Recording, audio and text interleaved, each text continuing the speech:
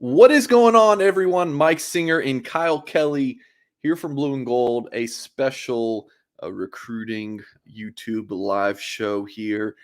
I apologize for folks who really expect things to be posted at certain times, but I've got a lot of personal stuff going on this week, so I had to move some things around. We had our Wednesday night live show with Tim on Tuesday night, and now we have our Friday afternoon show on a Wednesday afternoon, and Trey Yannity is not with us, but we upgraded. Trey, sorry if you're listening, but we upgraded here. We got Kyle Kelly, my esteemed coworker, fellow recruiting writer at Blue and Gold. Kyle, how are you doing? How are you doing, my friend? Yeah, so far so good, man. No complaints. Weather's great up here, and I wish I was outside right now playing some golf. But this is the next best thing is talking Notre Dame football recruiting with Mike Singer. Hey, I appreciate that. I mean, if golf's number one and I'm number two, that's not bad. All right, Kyle. To break you into our YouTube channel, Kyle's been with us for what 2 months now. Been working at Blue and Gold for a couple months. Yeah, since mid-February. Stole you away from a different Notre Dame website. And yeah, very happy to have Kyle on board. He's been doing a really good job. I'm sure if you guys read blueandgold.com, you see Kyle's name on a lot of articles, does a fantastic job for us. But to break you in, I need to know your opinion on Taco Bell. You know that I'm a big Taco Bell guy. Where do you stand on the fast food joint? I thought there was no such thing as free sponsorships on here, so I'm gonna tread water. Believe it or not a huge Taco Bell guy for a long time, but when I went to Northwestern last year, I lived in Wrigleyville, and there was a Taco Bell right around the corner from me, so that came in clutch. Number of different times. So, gotta say, since then I've kind of come along to it. Not my favorite fast food joint, but it gets a job done when you need it. And what is your favorite fast food joint? Dude, it's tough to beat Chick-fil-A. Yeah. To me, Chick-fil-A is just on a different level. But hey, the people aren't here for our fast food opinions as much as they probably should be. But we have a lot of good stuff to talk about. 2024 safety recruiting. We got a lot of CJ Carr talk today. And then as this video is headlined, any concern about the three-star trend here at Notre Dame for recruiting. And we're going to talk about all of that. Pretty excited to give my thoughts on that and hear what you guys have to say in the comments, and make sure you let us know in the comment section where you're watching from and your takes on what we have to talk about. But before we dive into all that, let's hear from our sponsors over at My Perfect Franchise. And if you are a displaced corporate executive, or if you're wanting to put your career in your own hands, maybe you're an experienced entrepreneur wanting to diversify, well, Andy Ludicky can help. He is a huge college sports fan and franchise veteran, having owned multiple franchises and businesses. Using his expertise, Andy helps others find their American dream through a very thorough consultation and evaluation process. Call Andy, put your life and career in your own hands. And best of all, his services are 100% free. So what do you have to lose? Find your perfect franchise at myperfectfranchise.net. So, Kyle, I've talked about this a lot on our YouTube channels, is that May is a lot of commitments and coaches on the road.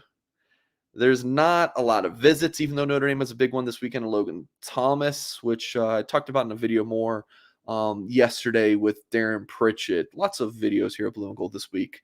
Whereas next week will be minimal because I am I'll be on the road. I mean, no, I'll be in the water. I'll be on a cruise. So won't have a ton there. No live shows with Mike Singer next week. But yeah, it's a lot of the April the fruits of the March and April visits pay off in May. That's kind of what I've always said. And then you get a lot of July commitments, like July 4th around that time because of all the June official visitors. So for May, you don't get a ton of recruiting news outside of those things, but I thought this was pretty interesting, Kyle. Notre Dame extending an offer to a class of 2024 safety prospect, Malcolm Ziegler from Fuquay-Varina, North Carolina. Can't say I've heard of that's how much. I want to say, Kyle, you correct me if I'm wrong. Chris O'Leary saw him early in the spring evaluation process and then just this week, right? Yeah, so O'Leary was at his high school, I believe, April 27th, which was one of the first 2 days the Notre Dame coaching staff was out on the road. Yeah. So yeah, what can you tell us about him at this point? I mean, just a prospect who we're kind of just getting familiar with. I mean, real quick, the rankings are interesting. On three has him as the nation's number 78 overall player, number 6 safety. All the other websites have him as a 3-star. So you got to give it on 3. They will give their opinion and scout based on what they believe and not just go with the trends on the offer list. So I respect them for that. But any thoughts on this offer, Kyle? Yeah, I offered 3 thoughts on the offer last night at blueandgold.com, and you can, of course, check that out. I did a written version of this, but yeah, this certainly was a really interesting one. This time of year when 24 offers go out, or I guess like in any class, like your rising seniors or guys that are just finishing up their junior years, is I would say pretty interesting at this point because I'd say Notre Dame. Their target board is, in pretty good shape. And I guess like one thing I've learned is, there can be some guys that emerge on the board when they have great senior seasons and things like that. But I mean, this is the whole point of the evaluation period for Notre Dame is to get out and see guys that run fast times, have great film, and they want to go verify those sorts of things. And I think Malcolm Ziegler was one of those guys on Notre Dame's board. Like this is a guy that runs a sub like 4.40. He has an outstanding 100-meter yard dash time, I think in the 10.7 range. And, this is 6'2", 188. You got to imagine he's going to be putting on some more weight before the season. So a guy that can certainly move. And I don't want to really go into Charles Powers' evaluations too much, but when you look at the number 78 overall player, number 6 safety, I think you're really looking at those medals there from him. And not a great offer list as of yet. I think he has about a dozen Power 5 offers. Most of those are from some of your schools in the Mid-Atlantic, your ACCs, the in-state schools, North Carolina, Wake Forest. And this is just another one of those classic guys that we've seen this recruiting cycle for Notre Dame that maybe not a lot of Power 5 schools are in on him early, but Notre Dame is jumping in. And something I learned last year, I guess maybe with Brandon Hillman, another safety that Notre Dame offered when there wasn't a lot of Power 5 attention attached to his name. The bigger tier schools end up kind of following Notre Dame's suit with some of these guys. Now, won't be the case with everyone, but I'd imagine for a guy like Malcolm Ziegler, who on 3 already thinks is a top 100 player, you could see some of these bigger Power 5 schools start to get involved. Yeah, some good thoughts there. One note is that, yeah, you mentioned it. Notre Dame is trusting their evaluations. I mean, I've been covering Notre Dame for 4 years now, and I mean, so many times. Like I remember in the I think it was the 2021 class. There was a kid committed to Oklahoma, a defensive lineman. I can't remember his name. He's at Highland Springs in the Richmond, Virginia area.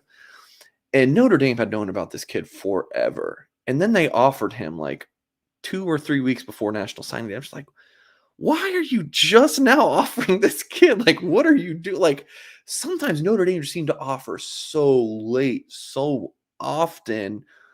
Like, maybe you can flip an Audric Estime 2 days before signing day. Like, that was an easier flip for Notre Dame. But to get some of these top players, you got to offer early and be in there for a long time.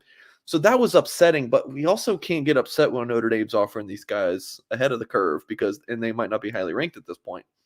But for this young man, yeah, I mean, at least he is. I mean, he's pretty highly ranked by On3, at least, like we said. Yeah, top 100 prospect in the country. And then one other thought on Malcolm Ziegler before we look at the rest of the safety board is that, like, I don't know where he stands on the staff's pecking order. It's not something I've dug into just yet. But he could be now like, oh, this is the safety we have to get after. Again, the spring evaluation period is important. Like, these coaches are going out on the road to evaluate, and the staff might be like, oh, we didn't know about this kid before, and now we've seen him twice. He's big time. Like, he's better than all these other guys we've scouted, maybe. But also, Notre Dame, they know that, hey, we have these 2 or 3 guys that we really want, and if we don't get them, we don't want to be caught, with our pants down, right? Like we want to have more options, and we don't want to have to start over on the safety board or whatever board it is, for example. So I think that this is a smart offer, and Notre Dame has done this at a lot of positions. It's like, oh, you have Justin Scott on the board. You're going to recruit other defensive linemen and interior guys if you don't get Justin Scott. Like, you don't want to have to start over. Do you agree with me there, Kyle? Yeah, there's really no shame in offering guys. I mean, I don't know if Notre Dame. Well, I'm gonna take a wild guess to say Notre Dame's never gonna be like a Tennessee or even Michigan where they offer like 350 kids a recruiting cycle, and Notre Dame just can't do that because of the academic standards, and they got a pretty high standard for the personality traits they look for in recruits.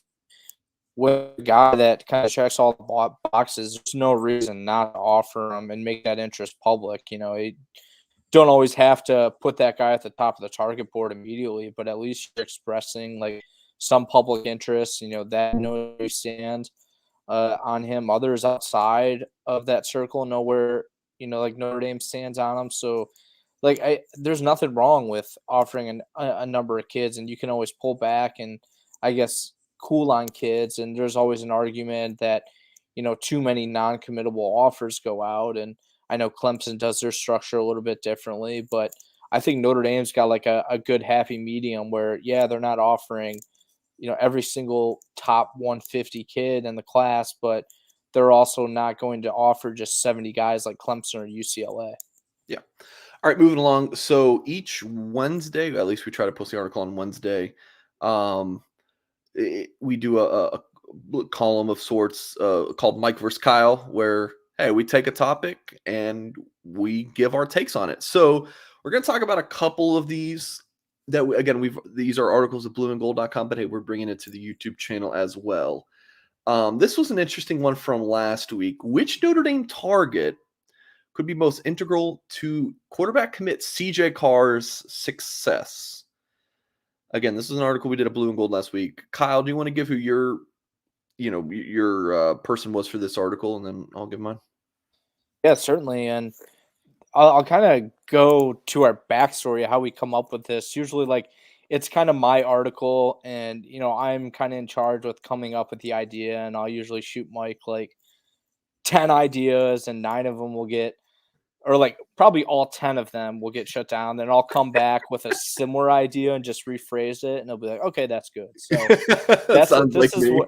this is what we went with this time around, and it was actually supposed to be like commits and targets, but I thought it works better for us to both say targets. Yeah. And kind of my thought process on this is, part of this business, Mike, I know you know this well, but you got to have all these Twitter and Instagram notifications on for all these kids, these top targets in Notre Dame's recruiting classes. And one day I get one from Jayden Riddell on my phone, and we've talked quite a bit, or you have at least, about how this is really an Alabama, Tennessee, and Georgia battle. And then all of a sudden, out of nowhere, he posts Notre Dame visit pics. Now, these are high schoolers on social media. I mean, you can really drive yourself crazy if you dig too deep into their thought process and that sort of thing. But Jayden Riddell is a guy that has a great relationship with CJ Carr. He's been to Notre Dame once, and Notre Dame's not giving up to him on him. I believe they're at his high school today to kind of gain a little bit more steam there. Now, let's make no mistake. Notre Dame's probably running fourth at best right now. Maybe they get to move up a little after today's visit. But my kind of thought process was like, okay, what guy can sort of help CJ become like an elite quarterback?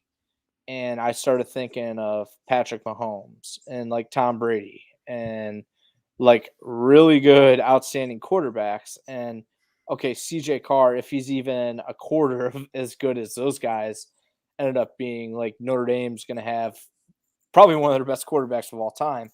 But I started thinking, and I was like, well, each one of these guys had like a generational tight end, Travis Kelce, Robert Gronkowski, and and now Notre Dame's in the spot where they've had so many great tight ends over the years, but I don't think there's anyone on Notre Dame's current roster or any verbal commitments or guys that are going to be enrolling that are going to be on the level of Michael Mayer. And I kind of say that based on like the rankings and what we've seen from some guys so far. I mean, Mayer was borderline 5-star prospect. Riddell's the same way. I mean, this guy's probably going to finish a 5-star in the class. And just knowing what's the type of relationship Riddell and CJ have from their time on the 7-on-7 circuit, they've developed an outstanding connection. And one thing I've heard is like there's like certain guys that just like, they're better advanced than some other, recruits at this level and opposing defenders and things like that. And Jayden not one of those guys, but just one of those guys that's out there and absolutely dominates. Like and if I'm not mistaken, you might have been able to see him before for California Power. He's injured, so he didn't actually play. But I got to meet him, big dude.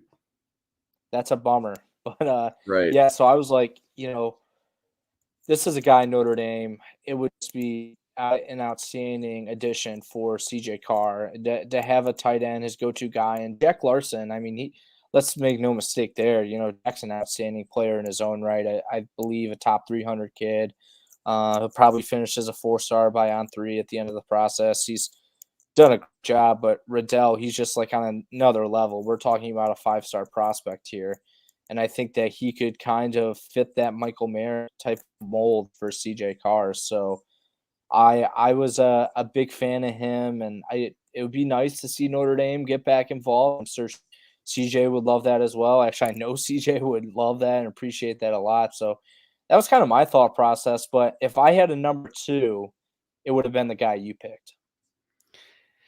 Yeah, you make an interesting argument. I still think mine's the easy choice, but I think that's an interesting. I mean, especially some of these great QBs need a big time tight end, but you know, Notre Dame's going to have those guys. I mean, the big time CJ Carr is going to have plenty of good tight ends to throw to at Notre Dame. You would like it to be Riddell, but I'm not too worried about it. But he needs time to throw the ball. And so when you gave me this writing prompt and you took Riddell, I was like, oh, I mean, I thought we were both going to say Lambert. And I was like, all right, well, moving on to the next topics, we both agree. I mean, I think Irby Lambert could start as a true freshman, and that's not something you say very often when it comes to these true like a freshman offensive tackle. But I mean, he's just that good. So I don't really have anything else to add. I mean, this is a 3-year potential offensive tackle starter, on the left side. So if CJ Carr, or like to answer the prompt again, who could be most important to his success? I mean, this guy will keep CJ feeling very comfortable on the blind side. So that's pretty important. Man, this RPM, I have mixed feelings about the RPM. I love the idea, but it just needs more data and more time to grow. Notre Dame was just the top school. I'm just like, why is now Boston College and now Notre Dame's at 4th? They add some visit. Okay. So there looks like the official visit updates. So this is really interesting. There's your competition, folks. Yeah. There's why.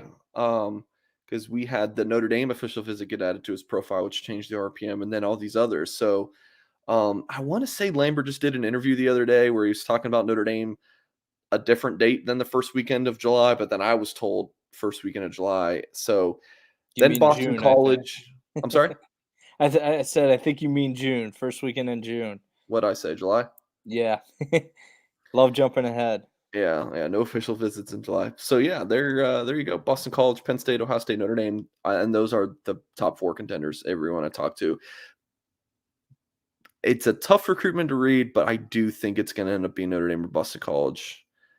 I like Notre Dame for them, and I'm feeling pretty good. Okay, well, all right. Let's take a look at the YouTube chat real quick before we move along. Joe Burrow says, what happened to Trey? Trey's fine, but I wanted to bring Kyle Kelly on. Kyle's my fellow recruiting writer here at Blue and Gold. And we can't really have a recruiting show without Kyle Kelly, I feel like. So yeah, is anything else? No, it's just we'll see just spamming the YouTube chat. But yeah, glad to have everyone here with us live. And if you are watching live or watching back, please do hit that thumbs up, and of course subscribe to our YouTube channel for more content if you have not done so yet. Kyle Kelly, are you from Canada? No, you are not. All right, there you go. Moving along. Probably the way I talk. I played hockey growing up, so maybe some of the ways I enunciate words and things like that. Would be news to me. All right, let's hear from our sponsors over at Rogue Shop. It's the husband and wife outfit, as Mr. Rogue and his wife Shar are craft cannabis farmers who specialize in small batch sustainable plant medicine, a true holistic type of small business. They farm and grow everything themselves and grow everything themselves. Website to visit, rogueshop.com, ROGU shop.com. They sell everything from CBD, THC, edibles, tinctures, smokables, bath salts, pain creams, topicals, vapes, candles, soaps, and more. Hop on their website and chat with the owners if you have any questions that they can answer for you. Check them out, rogueshop.com, if you have issues sleeping, chronic pain, and or have anxiety or stress issues. And then you can also use the promo code blue and gold. That's one word, blue and gold, to get 10% off your order. Okay, moving things along. The second item to talk about for our Mike vs. Kyle is actually one that we're going to be discussing in an article that hasn't come out yet as we record this live, but will later today. So I want to give a little bit of information about this, and I'm going to try to do this as quickly as I can. Also joined, for $29.99, 6 months. Misclick there, but we'll take it. So Notre Dame, since Mark Schumann became head coach, had this official visit policy. Well, I should say for the 2023 cycle, where if you're a Notre Dame commit, if you take an official visit elsewhere, we don't see you as a committed player anymore. And that was evident when Justin Rhett was committed to the Irish, takes an official to Georgia, and Notre Dame essentially made like an example of him. Like he took that official elsewhere, you're not committed here anymore. So there's that side of it. But also, if a player's committed to a prospect committed elsewhere, they're not going to host him for an official visit. So they kind of went both ways. Now we're kind of unsure if Notre Dame is going to keep that policy moving forward, because players are going to be able to start taking unlimited official visits. So that, hey, here are my 5 official visits I'm taking. That'll be gone starting in July. Although it's kind of weird because July, you can't even take official visits, I think, unless that got changed. You can't even take them until September, but that's a different discussion for a different day. So I think Notre Dame might be kind of tinkering with their policies, or at least they're reviewing them. So our discussion for this one, again, should Notre Dame change its official visit policy for committed recruits? Again, both committed to Notre Dame and committed to other programs. I hope I laid that out. Kyle, you can fill in any gaps I might have left. But thoughts on this one, and maybe a preview of what you're going to write in that article? Yeah, I would say pretty much undecided which direction I want to go in, because I initially was kind of thinking that I do like this official visit policy because you have to draw the line somewhere with these visits, and that's what Notre Dame tried to do last cycle, but it still didn't work out. I mean, Peyton Bowen obviously went elsewhere. Jayden Lamar went elsewhere. They both visited a ton during the fall football season, and Unofficials? yeah, on unofficial visits, and there may even been officials in there for all we know. So it didn't really end up being successful for Notre Dame. I guess in theory, like, more guys could officially visit schools, and that was Notre Dame's way of just keeping them in the class and from making visits altogether. So this really is a tough one, which is why I picked it. But then you add the layer on here of uh,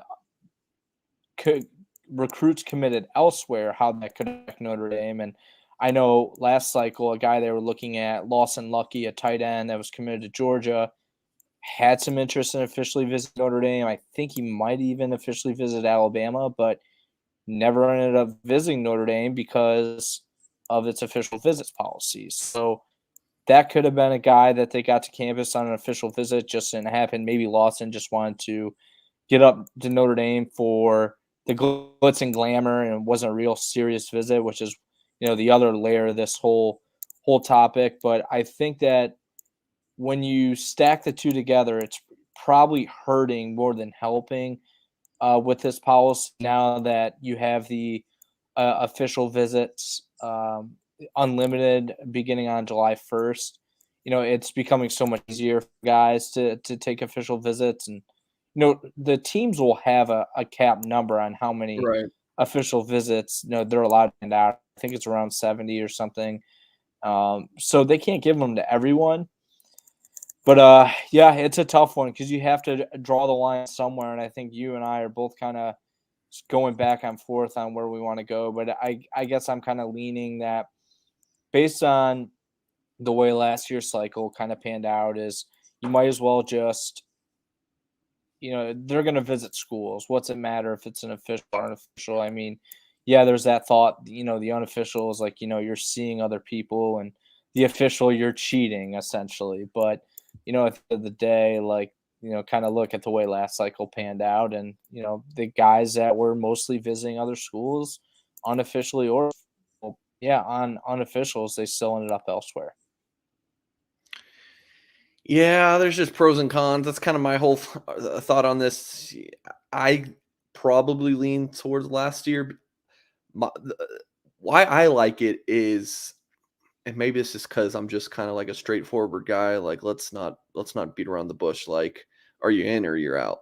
So when Notre Dame goes to Caleb Smith and extends him an offer, and they're saying, "All right, bro, we want you here. Come take this official visit, but you got to decommit first. You want this, right?" So let's say Caleb Smith and even Kenny Minchie was the same thing, where Kenny Minchie, decommits from Pittsburgh, takes the official, locks in with Notre Dame. Basically the same two recruitments. What if you can ask the what if question so much on both of the sides of this. It's like, what if Minchie takes the official to Notre Dame, comes back, talks it over, and then he talks to Pitt, and now it's like, oh, now the official visit high wears off, and maybe he ends up back at Pittsburgh. Like, there's just a lot of what if. So I'm with you. I trust the staff on this one. I'm fine with either. If they think they can get Caleb Beasley and they need to change their official visit policy for just him, they feel very confident they could get him and then get him signed. If they change it, it's worth it. I didn't when I wrote up my bit for the story, I did not write that, but I'll give that for you guys. Like, I think that is Beasley's worth it, because they can always just change it in the 25 cycle. So this might not be the worth the for using metaphor, it's not worth the paper it's being written on, but this whole discussion, like, I think it'll be fine. It'll work itself out. I trust the Notre Dame staff here. It's basically my thought here. Anything else you want to talk about with that? Yeah, I guess the one other thought is you do have to set a standard though. I think this is kind of was something that the Notre Dame staff wanted to have under Marcus Freeman, is that, hey, if you're committed, no official visits. Like, it's just off the table, and that's something that I believe Clemson does, because Yeah. I'm almost certain last cycle there was a guy that decommitted from Clemson. He went on an official visit and then recommitted to Clemson a couple days later. So this is kind of Notre Dame's thing, and if you're jumping around and changing stances and making exceptions with certain guys and things like that, that's when it start to fall apart.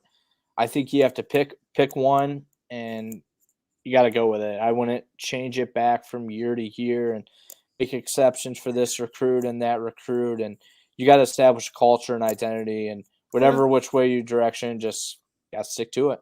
Yeah, I hear you. But the NCAA rules change that a lot. All right. Domer Wap says Notre Dame should make it clear that one shouldn't commit until they are done with all their official visits. Then you're not getting any commits. if if they need to take official visits before. I mean, like, look, Notre Dame tells the guys, like, "Are you sure? Like, are you sure you want it?" And of course they say, "Oh yeah, yeah." And then things can change, over the course of time. But Notre Dame definitely will push the commitment. Like Peyton Bowen last year, they might have squeezed him a little too early. But I think that what Notre Dame did, they got themselves in a position that, like,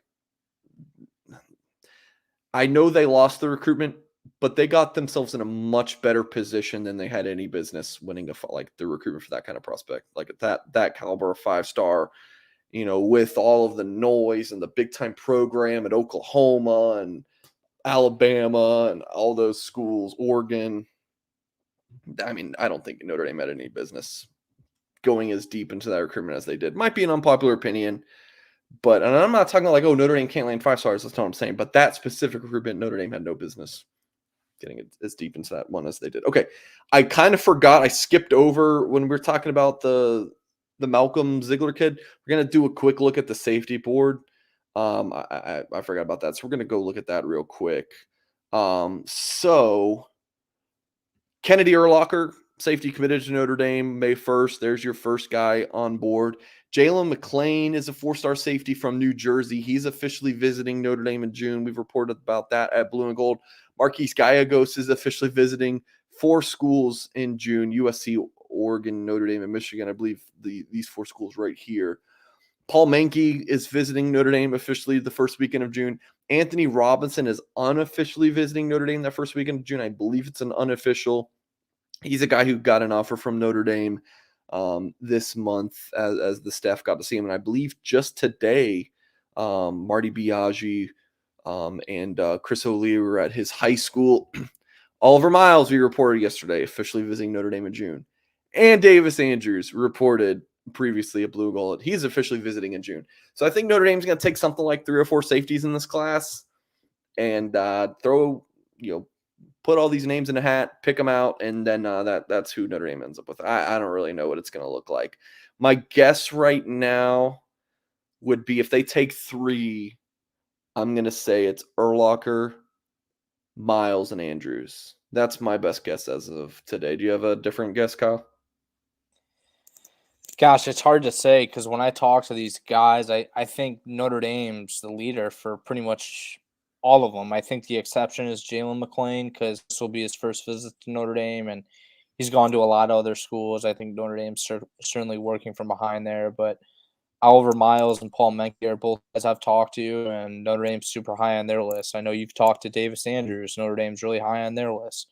Marquise Gallegos is a guy that I thought for a while that was a Notre Dame kid and that would end up at Notre Dame. And one kind of little wild card there in his recruitment is his whole high school staff's like a week or at least several days in South Bend in the spring, tutoring under Notre Dame's coaching staff and things like that. So that's something that I've always kind of had in the back of my mind with that recruitment is that Notre Dame's established connection with that coaching staff, and Gallego certainly likes Notre Dame a lot.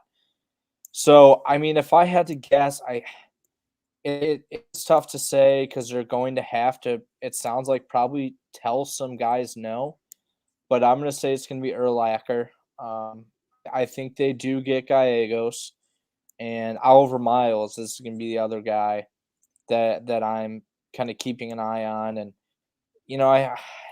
I think this year may not be a bad year to take a 4th as well. I mean, you've seen that it's better to take more guys than not. I mean, heading into this spring, the big topic conversation was how's Notre Dame going to get under the 85-man scholarship limit?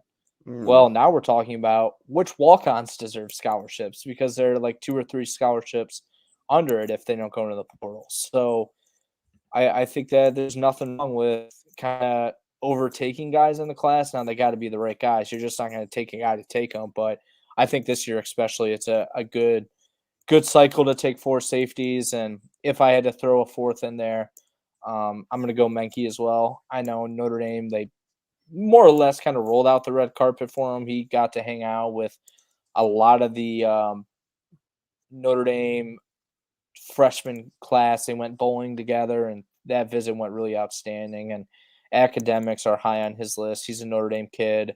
So yeah, that's another name to watch. And I mean, all these guys are names to watch, but that's kind of who I've been keyed in on.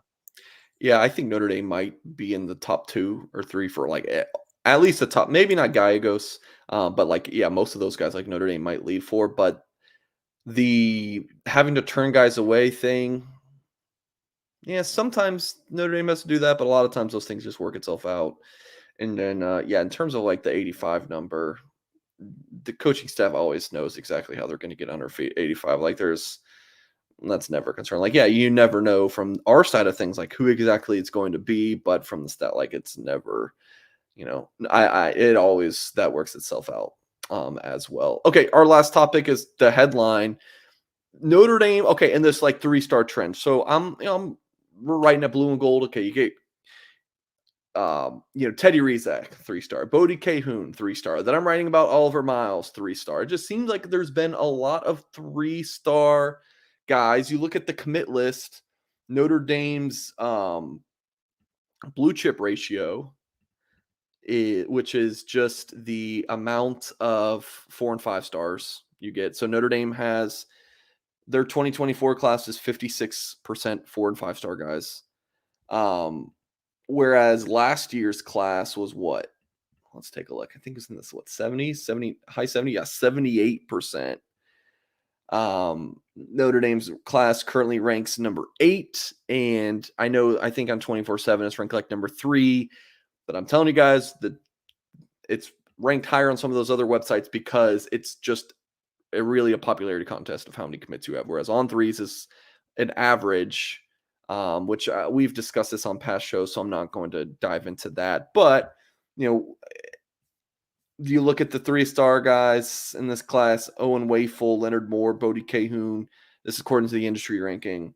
Carson Hobbs, Kennedy Urlacher, Cole Mullins, Teddy Rizak. And then again, just like off the top of my head, some of the 3-stars who they quote unquote might be trending for. Offensively, I can't think of any. Defense, the defensive board as we went through the safeties, Davis Andrews, Oliver Miles. I think Paul Mankey is a 4, but linebacker, if they don't land Kingston Villiamu, you're looking in 3-star. Defensive line is very, to be determined kind of on if they get Logan Thomas and Justin Scott. If they don't, might be in the 3-star. So things are to be determined, but do you have thoughts on just kind of this whole discussion on, Notre Dame's getting 3 stars? How concerned do we need to be? Any thoughts, Kyle? Yeah, it's tough to say right now because there's just such a long way to go in the process. We're talking summer camp season. Now, a lot of these 24 guys won't camp, but some will. Some will get a lot more Power 5 offers. Some guys will not turn out to be the level prospect that, some of these schools and, recruiting meeting sites and things like that kind of turn out to be. So there's a lot of things. And then season, these guys have played their final high school seasons. And then we're talking about the All-American Bowls and things like that. And usually there's not a lot of 3-star guys that go to those events anyway. So it really is tough to say right now. So I am on the side of trusting Notre Dame's evaluations on these players. Like Notre Dame has seen a lot of these guys, if not once, certainly twice, some cases 3 or 4 times out on the road. They've evaluated them. They've seen them in person. They have an outstanding scouting department. They're getting a lot of different opinions from these guys, across the board. Notre Dame's new director of player personnel in there that's coming from Arkansas. He's going to have his own sort of mindset on guys. So there's a lot of different opinions here. And it sounds like there's some sort of consensus that Notre Dame believes that these guys are being underevaluated by some of the recruiting services. And I think we could see some of these guys move up in the rankings. So like right now, it's like kind of in a catch-22 because like you're not – the class doesn't look great, admittedly, right now because there's so many 3-stars in it. I'm just going the route of siding with Notre Dame's evaluations of these kids, their scouting, that how many times they've seen in person. Like, I'm trusting what they see in these guys, and that all these recruiting services will start to see the same thing, and they'll start to climb up in the rankings after their senior seasons, get that 4-star. Maybe some guys get a 5th-star that are 4 stars, like Cam Williams. He's a guy that's 100%, I feel like, due for a 5th-star. So that's kind of where my head is at when I see so many 3 stars on that commit list for Notre Dame. Yeah, I agree with what you're saying. Yeah, I'm the can't you got to trust these guys. Like I've said so many times, like if you're Notre Dame, you're gonna be like, oh, we just saw this kid run a 4.5, and we just got his measurements. We think he's an absolute freak show, but yeah, he's ranked a 3-star. You think they give two craps about that? Like they really shouldn't. So you guys know me. Let's be fair and let's not be like maybe hypocritical is not the right word, but like let's look at this consistently. I will see all the time people and YouTube comments, tweets, message board posts On3 sucks or 24/7 sucks or Rival sucks or ESPN sucks. Oh, they suck at rankings. Well, one, that's just your opinion, right? You're giving your subjective opinion. The rankings are subjective opinions. So you can't on one hand say, oh, these rankings websites suck. They're evaluating this recruit wrong. And then also say the rankings are basically gospel when you're like, oh, we're taking too many 3-stars. You can't be bashing the rankings and be like, oh, they don't know what they're doing, but also being like the rankings, Notre Dame's taking bad players because of their ranking. We can't have both. It's got to be one or the other. So you got to pick one. Or you can pick one or be like me and just be like, listen, data points, like 3-star. I mean, I have my own opinions on the guys' rankings, but I don't really care. I don't. I will say, listen, 3-star, be damned, whatever it is, you can't take too many projects, right? You'll have some guys like Alexander Ansberger, project 3-star. You can't have too many of those. Like sometimes you're a project 3-star, like a Joe Alt, like it was a 3-star back at Rivals when we were over there. That worked out. Then you have some 3-stars that don't. You have some highly ranked guys. Philip Riley didn't work out at Notre Dame. Caleb Johnson, when we were at Rivals and he was a 3-star, everyone just told me nonstop how awful the ranking was by Rivals. Look at his offer list. He was a bust at Notre Dame. Like, so we just have to be consistent on this, guys. Like, are these rankings everything or are they not? Because that's just what it is. You need some studs also, Sean says. Absolutely. You need the big time guys. You can't take too many prospects or projects, but whether they're 3-stars or 5-stars, it just is what it is. You got to sign the best players it is. That's my take. Like I'm trying to make it as simple as possible.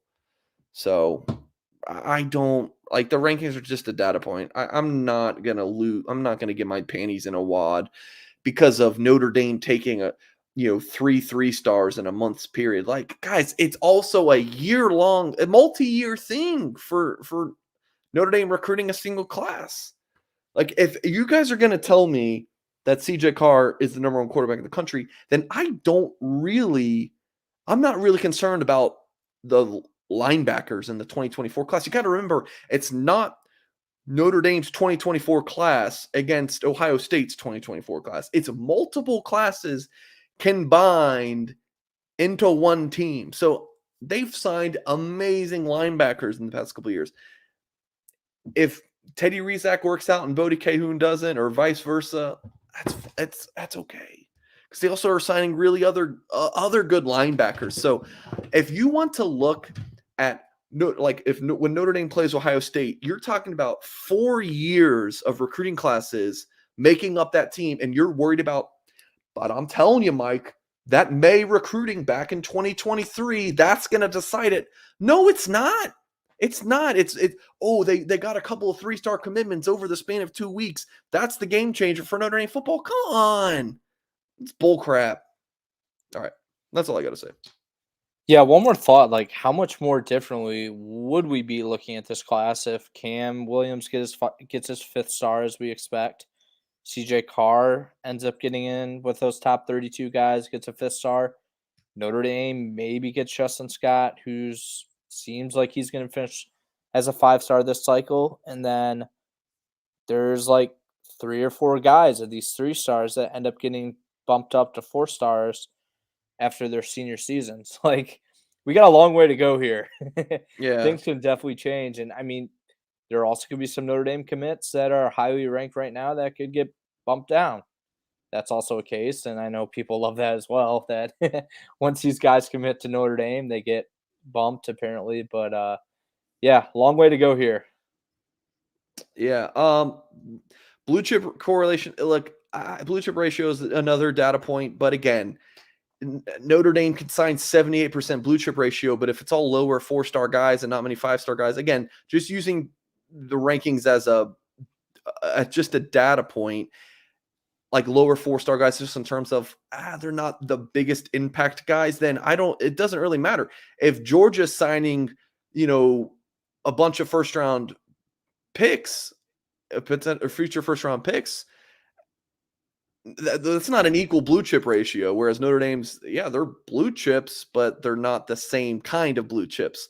So I'm not as big into the blue chip ratio as others.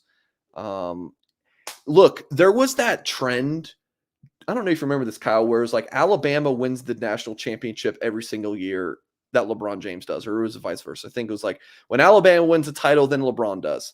Sure, we can look at that and be like, well, that's the gold standard because it keeps happening. But that's not really it. You know what I'm saying? So the blue chip ratio, it's not equal across the board. It's not, because a 4-star is like the number 450 player in the country at the end of a cycle is a 4-star. He's worth the same weight in the blue chip ratio as the number 1 overall player in the country. So that's why I don't really care about the blue chip ratio that much. See, I'm on the other side of that because I think that I forget the stat, but like pretty much every national champion since the internet recruiting era began in 2002 has had like a blue chip ratio of a certain percentage, whether that's been like 85 or something. That's been like one of the benchmarks that if you've had a blue chip ratio of this percentage on your roster, like that like the national champions have had that. So if we're talking about national champions here, Notre Dame wants to be in that same conversation, they have to get over a certain benchmark. And I guess like the other thought on that is, maybe there's a collection of these 4-stars, but there's probably going to be a better chance of some of those 4-stars hitting at a bigger clip compared to the 3-stars. So yeah, that's my last thought on that, I guess. I think the blue chip ratio can be more about not taking as many 3-stars, but again, I'm going back to if the number 450 players equally weighted as the number 1 player. I don't really care about that. That's not but it's I mean, again, it's data points.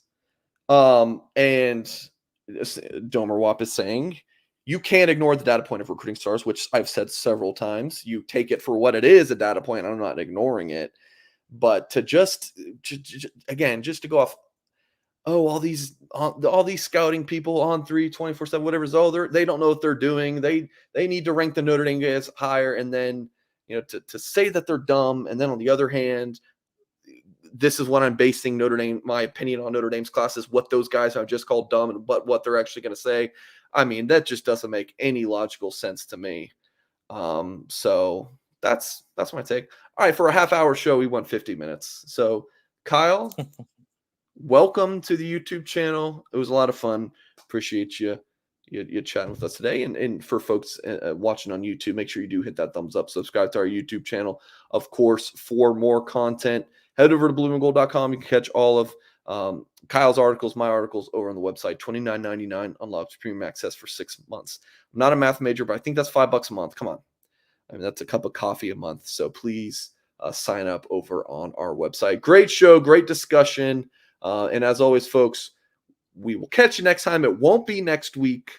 I'm on vacation next week, but the week after, leading up to official visits, we'll have a lot of content here on our YouTube channel, and then over at blueandgold.com. Kyle will hold the fort down while I'm out. But folks, appreciate you, and we'll catch you next time.